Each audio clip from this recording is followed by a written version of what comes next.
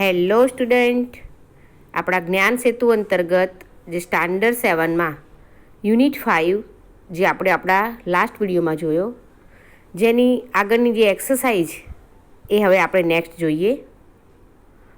તો એ જ unit 5ની part 2 આજે આપણે જોવાનો છે. તો ચાલો જોઈએ.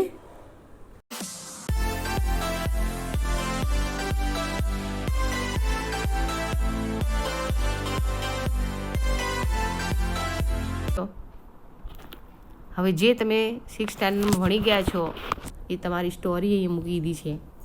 Test the waste. વેસ્ટમાંથી પણ ટેસ્ટ, વેસ્ટ વસ્તુમાંથી પણ આપણે શું ટાળવાનું છે? ટેસ્ટ. તે આપણી સ્ટોરીનો આખું મિનિંગ છે. તો જોઈએ આપણી story.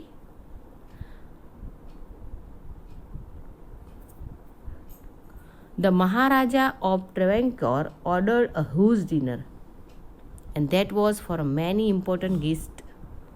So the Maharaja personally come to the kitchen. He wanted the best dishes for the guest. The cook was busy with his work when the Maharaja came. જ્યારે મહારાજ આવે છે કિચનમાં, ત્યારે કુક શું કરતો હોય છે? એને પોતાના કામમાં બિઝી હોય છે. અને મહારાજાને કેમ કિચનમાં આવવું પડ્યું? કારણ કે મોટા ડિનરનું પ્લાનિંગ કર્યું છે, બહુ બધા ગેસ્ટ આવવાના છે. એટલે એમને એમ થયું કે કિચનમાં જઈને હું જાતે જ જોઉં કે શું બનાવ્યું છે, કારણ કે આજે કંઈક સારું બનવું જોઈએ. એના માટે મહારાજ પોતે કિચનમાં આવ્યા છે. ઓકે, હવે જોઈએ મહારાજ અને કુક વચ્ચે શું વાતચીત થાય છે. Cook said, "Welcome, my lord. I am happy to see you here." King said, "Your dishes smell very good, really good." Cook said, "Thank you, your majesty." King said, pointing to the scrap in the basket.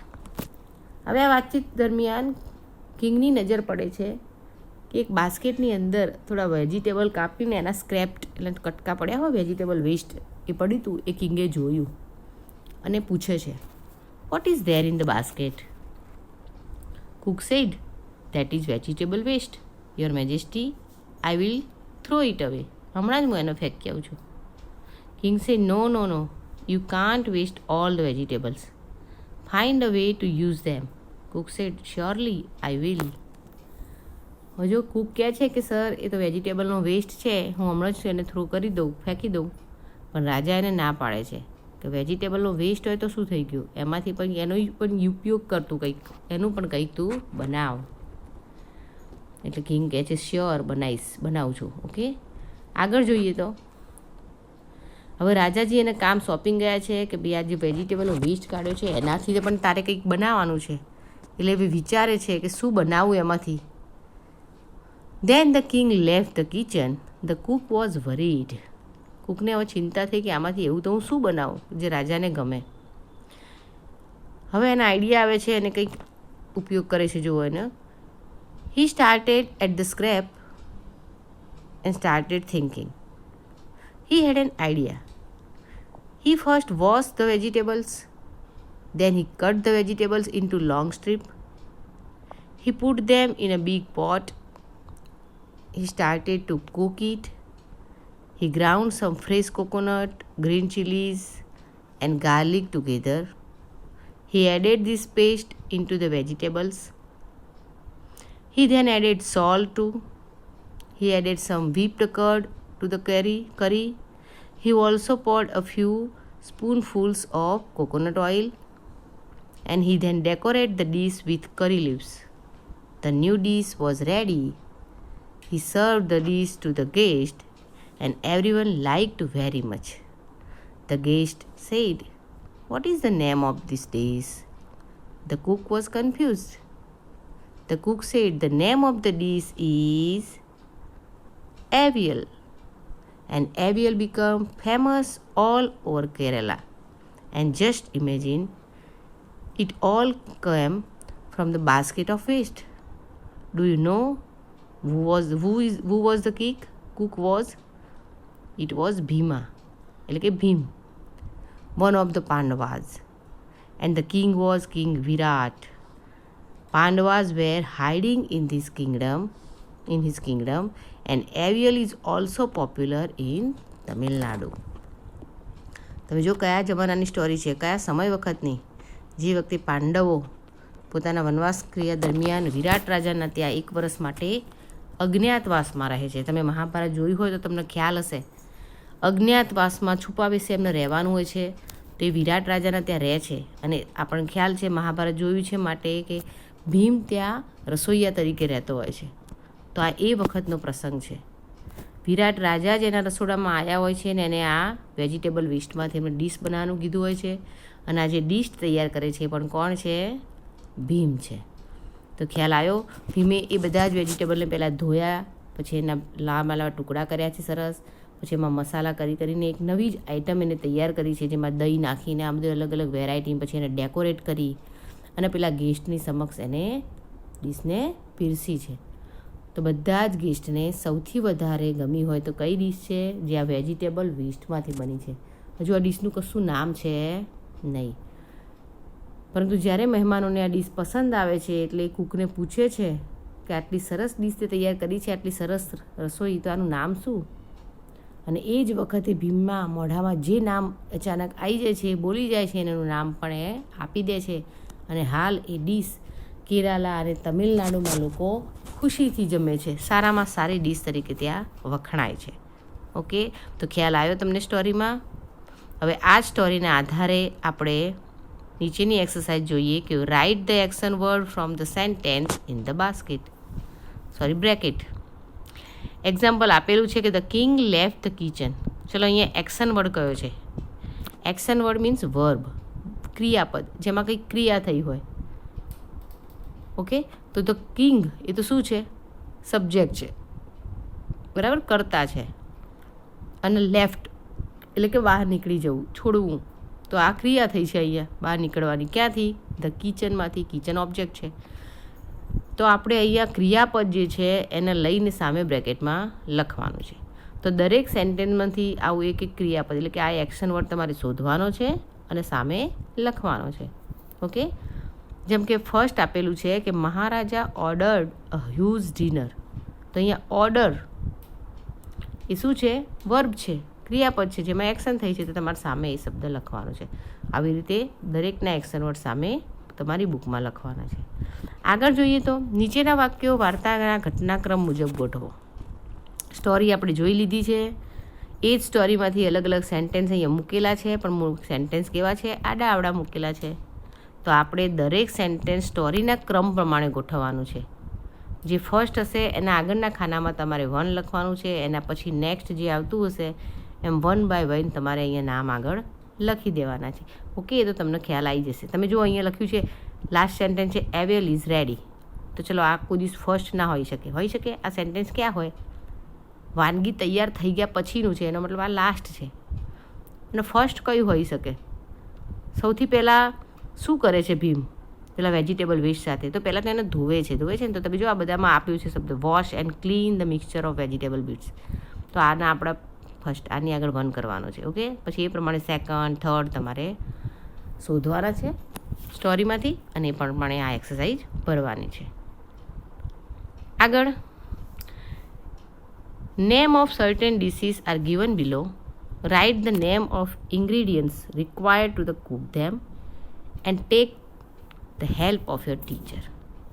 નીચે વાનગીના નામ આપેલા છે, પણ એ વાનગી બનાવવા માટે આપણે શું જોઈએ, એ વાનગીની અંદર શું ઉપયોગમાં લેવું પડે તો વાનગી તૈયાર થાય, એના તમારે અહીંયા લખવાનું છે. તો ચલો દાળ ઢોકળી બનાવી છે ઘરમાં. શું જોઈએ, શું હોય તો આપણે દાળ ઢોકળી બનાવી શકીએ? તો જે વસ્તુ જોશે એ તમારે અહીં લખવાનું છે. જેમ કંઈ પહેલું જોઈએ આપણે દાળ જોઈએ ને, પછી વોટર, વ્હીટ ફ્લોર એટલે કે ઘઉંનો લોટ જોઈએ, સોલ્ટ જોઈએ, પછી બધા મસાલા પણ જોશે, ટર્મરિક, ચીલી, ગરમ મસાલા, વઘાર માટે ઓઇલ જોશે. તો આ બધા 1 બાય 1 શબ્દ તમારે અહીંયા લખવાના છે. એ પ્રમાણે ખીચડી બનાવવી હોય તો શું જોઈએ? તો ખીચડીમાં જરૂરી ઇન્ગ્રેડિયન્ટ અહીંયા લખવાના છે. આગળ દાળ બાટી બનાવવા માટે આ તમારી 6th સ્ટાન્ડર્ડની બુક તમે જોશો તો એમાં છે જ. આપણે એના સહારા, એનો આશ્રય લઈને જ આ ભરવાનું છે. ખ્યાલ આવ્યો? કારણ કે આપણું પુનરાવર્તન છે, તમે રેફરન્સ તરીકે એ બુકનો ઉપયોગ કરી શકો છો. તો દાળ બાટી બનાવવા માટે શું જોઈશે? તમારે અહીંયા લખવાનું છે. ઓકે, આગળ જોઈએ તો look at the picture and fill in the blanks with the appropriate preposition given in the bracket. Preposition આપણો ગ્રામરનો ટોપિક આવી ગયો છે. કૌંસમાં પ્રેપોઝિશન આપેલા છે, નામયોગી શબ્દો, અને કૌંસમાંથી પસંદ કરીને તમારે બ્લેન્ક્સ ભરવાની છે. તો બાજુમાં ચિત્ર આપેલું છે એટલે તમારા માટે એ કામ ઇઝી થઈ જાય છે. તમે જો ચિત્ર જોવાનું છે અને પછી સેન્ટેન્સને વાંચવાનું છે. ધ વાઝ ઇઝ ખાલી જગ્યા ધ ટેબલ. ટેબલ બતાવ્યું છે પણ ઉપર જે ફૂલદાની પડી છે વાઝ એ ક્યાં પડ્યું છે? ટેબલની ઉપર પડ્યું છે ને? એ પણ ટેબલને અડીને પડ્યું છે. હવે કોઈ વસ્તુ ઉપર હોય ને એમાં અડીને જ પડ્યું હોય તો આપણને ખ્યાલ છે કે આપણે શું મૂકીએ છીએ? ઓન. તો the vase is on the table આવી જાય. એ રીતે ધ એગ્સ આર ખાલી જગ્યા ધ નેસ્ટ. નેસ્ટની અંદર એક છે એનો મતલબ ઇન ધ નેસ્ટ. બેટ અને બોલ પડ્યા છે પણ કેવી રીતે છે? એકબીજાની બાજુમાં છે. તો ધ બોલ ઇઝ ખાલી જગ્યા ધ બેટ. તો આપણે ઉપરથી કયો શબ્દ લઈશું? નિયર. નિયર એની બાજુમાં છે ને, નજીકમાં, તો નિયર ધ બેટ. આગળ હવે જુઓ, ગ્લાસ ક્યાં પડ્યું છે? ટેબલની નીચે. કોઈ વસ્તુની નીચે, એના માટે શબ્દ કયો થઈ જાય છે? અંડર. તો the glass is under the table, એટલે કે ગ્લાસ ટેબલની નીચે પડ્યો છે. અહીંયા કેટ પાછી ક્યાં બેઠી છે? ટેબલની ઉપર, એનો મતલબ on the table. The cat is on the table. જે રીતે વાસ પડ્યું હતું એ જ રીતે અહીંયા કેટ છે, તો પોઝિશન એ જ છે, માટે the cat is on the table. The boy is coming ખાલી જગ્યા ધ રૂમ. કમિંગ એનો મતલબ આવવાની ક્રિયા એની ચાલુ છે, રૂમની અંદર પ્રવેશ કરે છે. તો જ્યારે કોઈ વસ્તુ બહારથી અંદર ગતિ બતાવે છે ત્યારે આપણે ઇન નહીં પણ શું મૂકીશું? ઇનટુ. તો the boy is coming into the room. ખ્યાલ આવી ગયો? ઓકે, આગળ જોઈએ. Underline the preposition in the given sentence. હવે તમારે નીચે જે વાક્યો આપેલા છે એને બરાબર રીડ કરવાના છે અને એમાં જેટલા પ્રેપોઝિશનનો યુઝ થયો છે એની નીચે તમારે અંડરલાઇન કરવાની છે. ઓકે, તો આ કામ તમારે જાતે કરી દેવાનું, કારણ કે એકદમ ઇઝી કામ થઈ ગયું છે. માત્ર ને માત્ર પ્રેપોઝિશન નીચે અંડરલાઇન કરવાની છે. જેમ કે આપણે એક જોઈ લઈએ કે Rohan is standing between Mohan and Sohan. તો અહીંયા પ્રેપોઝિશન કયું છે? બિટવીન. તો તમારે બિટવીન વર્ડ્સ નીચે અંડરલાઇન કરવાની છે. ઓકે, તો એ રીતે આગળ તમારે તમારી બુકમાં કરી દેવાનું છે. Next, solve this riddles and draw the spice in the given space. 6th સ્ટેન્ડર્ડની બુકમાંથી કમ્પ્લીટ લીધેલું છે. ઓકે, સ્પાઇસીસ વિશેનું છે આપણું. પઝલ આપેલી છે, દરેકમાં શું આન્સર આવશે આપણે એક સોલ્વ કરીએ, બાકીનું બધું કામ તમારે જાતે કરવાનું છે. ઓકે, ચલો જોઈએ. પહેલી રાઇડલ જોઈએ, riddle. I am red. You can powder me. You can not add too much for me. If you add more you cry. Tell me who am I. I am red. હું લાલ કલરનો છું. તમે મારો powder પણ કરી શકો છો. તમે મને વધારે પડતો ઉપયોગ નથી કરી શકતા. જો કરશો તો તમારી આંખમાંથી આંસુ નીકળી જાય છે, તમે રડી પડો છો. એનો મતલબ શું લાગે છે? આપણને તીખું લાગે છે. તો અહીંયા શું આન્સર આવે? ચીલી. તો નીચે તમારે લખવાનું છે ચીલી, અને ઉપર ચીલી એટલે કે મરચાં બધા દોરવાના પણ છે. ઓકે, આન્સર લખવાનો છે નીચે અને ઉપર એનું ડ્રોઈંગ કરવાનું છે. તો આ રીતે અહીંયા second number, I am yellow. You can powder me. I give colour to your food. ચલો, કલર ટુ યોર ફૂડ, તમારા ખોરાકમાં હું કલર લાવું છું. એનો મતલબ દરેક શાકભાજીમાં આપણે શું નાખીએ છીએ જેનાથી શાકભાજીનો કલર આવે છે? I am also applied on wound. કોઈ આપણને ઘા હોય, કોઈ લોહી નીકળતું હોય ને આપણે એ નાખીએ તો પણ ઘામાંથી લોહી નીકળતું બંધ થઈ જાય છે. અને યલો કલરનું છે, અને પાછું સ્પાઇસ છે એટલે કે મસાલો છે. એનો મતલબ શું આવશે આન્સર? અહીંયા આન્સર છે હળદર. એનો મતલબ ટર્મરિક. તો તમારે એ ટર્મરિકનો સ્પેલિંગ લખવાનો છે અને ઉપર આપણી લીલી હળદર તમે જોઈ હશે તો લીલી હળદર અહીંયા દોરી દેવાની છે. આગળ, I am black. I am very small and round. I can be powdered. મારો પણ પાવડર થાય છે એમ. Sharp and spicy taste me mine. એનો ટેસ્ટ કેવો છે? એકદમ સ્પાઇસી છે, તીખો વધારે પડતો. ટેલ મી હુ એમ આઈ, હું કોણ છું? હું સ્મોલ છું, રાઉન્ડ છું, બ્લેક છું, મારો પણ પાવડર થાય છે. તો યાદ કરો શું છે? ચીલીના કરતાં પણ આ તીખું છે વધારે. તેનો મતલબ જેને આપણે ગુજરાતીમાં કહીએ છીએ કારામરી છે ને, નાના નાના ગોળ ગોળ હોય છે, આપણે એનો વાટીને એનો પાવડર પણ કરીએ છીએ. તો અહીંયા આન્સર છે કારામરી, જેને ઇંગ્લિશમાં કહીશું બ્લેક પીપર. તો બ્લેક પીપર લખવાનું છે અને અહીંયા કારામરી તમારે દોરવાના છે. આગળ, I am white, I am very important, without me there is no taste, all vegetables need me, tell me who am I. આ એવી વસ્તુ છે કે જે એના વગર આપણે ચાલતું જ નથી. કોઈ પણ વેજીટેબલ બનાવો તમે, કોઈ પણ સબ્જી, તો આ ના નાખો તો તમે ટેસ્ટ આવતો નથી. અને વ્હાઇટ કલરનું છે તો શું હોઈ શકે? સોલ્ટ, એટલે કે નમક, મીઠું. તો એ તમારે અહીંયા સોલ્ટ લખવાનું છે અને પછી મીઠાની ઢગલી બતાવશો તો પણ ચાલશે, ને પેલું આખું મીઠું આવે છે એ ડ્રો કરશો તો પણ ચાલશે. ઓકે, એ જ પ્રમાણે આગળ જોઈએ.